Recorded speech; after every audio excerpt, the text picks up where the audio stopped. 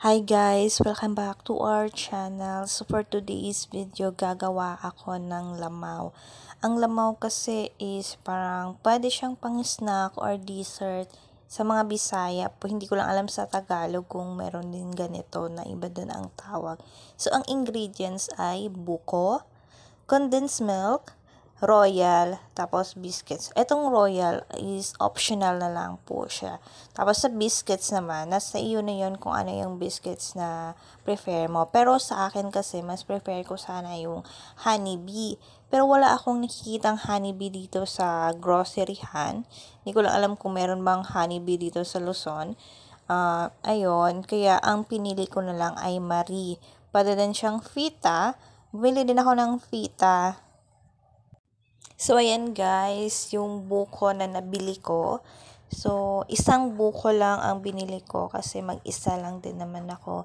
And then, ilalagay ko na yung milk. So, madali lang siya guys. Mix-mix lang yung mga ingredients.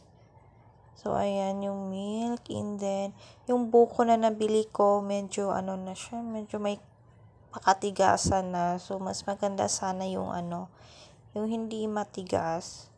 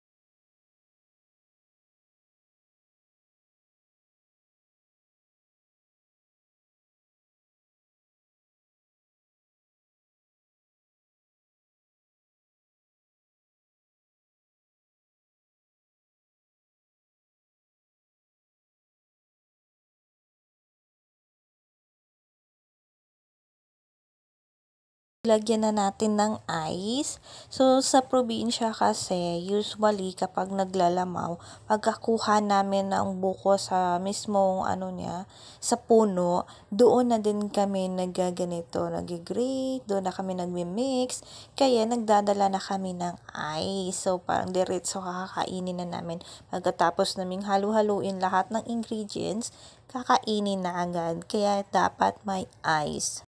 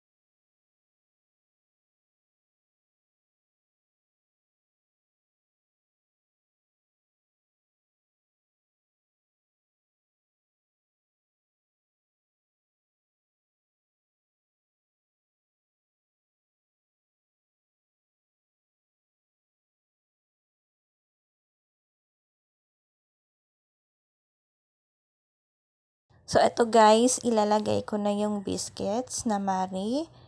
So, Marie ang pinili ko. Yung fita, hindi ko na ilalagay kasi madami na itong Marie. Kasi isang pack naman yung binili ko. 20 pesos something yung isang pack. So, hindi rin siya masyadong kamahalan. So, ayan, ilalagay ko na.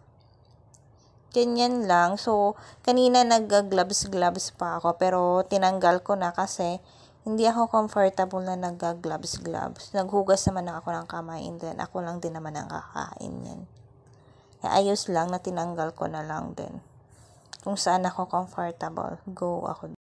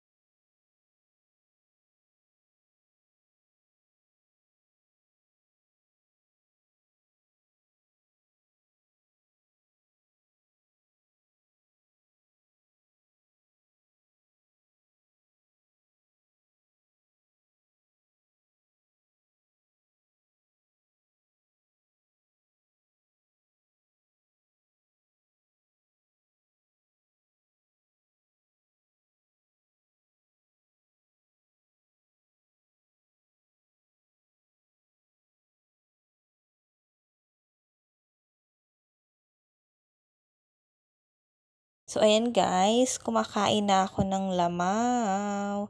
So, etong lamaw guys, perfect ito kapag ganyang mainit ang panahon. Pwede tayong kumain kasi mas mabilis ang ano lang din, yung preparation niya.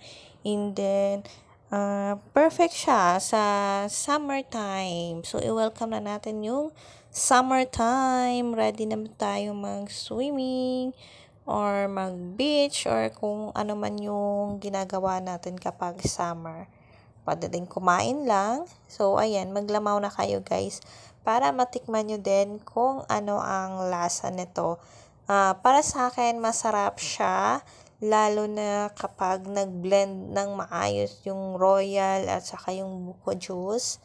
So, ayan, kaya halu-haluin natin ng bahagya at saka haluing mabuti.